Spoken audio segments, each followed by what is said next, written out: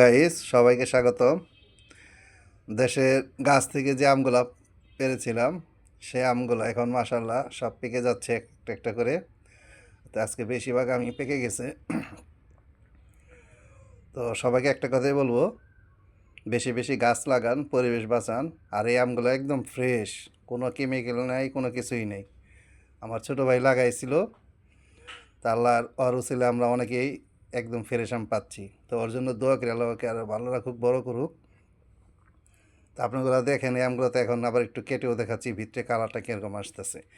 আর সেটা আপনাদেরকে দেখাই। আমগুলো আবার একটু ধুয়ে নিতেছি।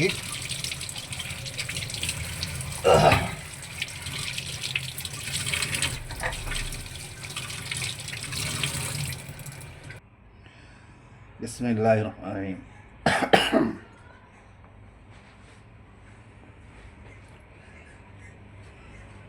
মাশাআল্লাহ, দেখেন ভিতরে উপরে কাঁচা, দেখেন একদম অরিজিনাল, কোনো কেমিক্যাল নাই। বাজারে কিনে এরকম ফ্রেশ কোথায় পাবো?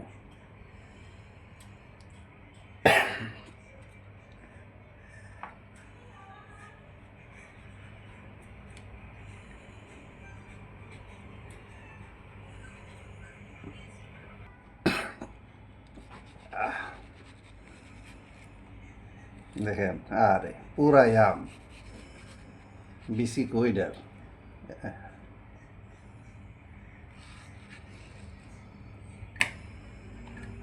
আরেকটা নেই।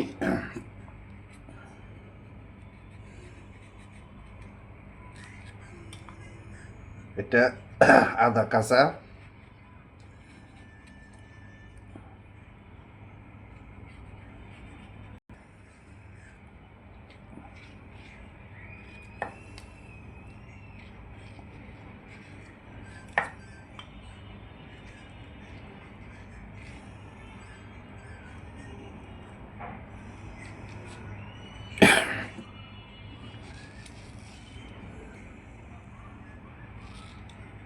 কি একটা মিঠা গ্রান আসতেছে, আপনারা তার মোবাইলে পাচ্ছেন না।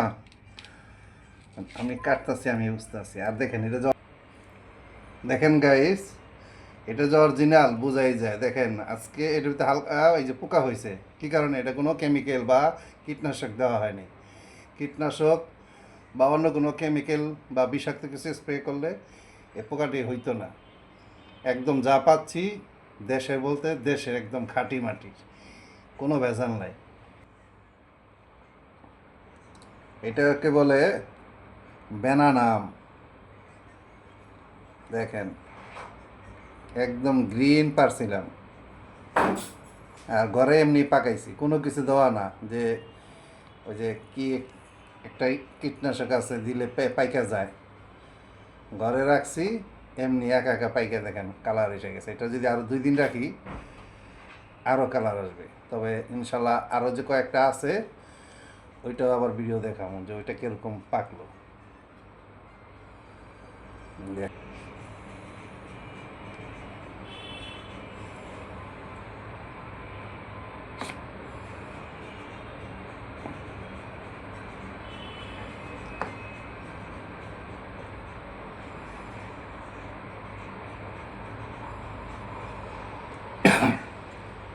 দেখেন এটা ফাটতেছি, এটা তেমন একটা বিচি হয় না।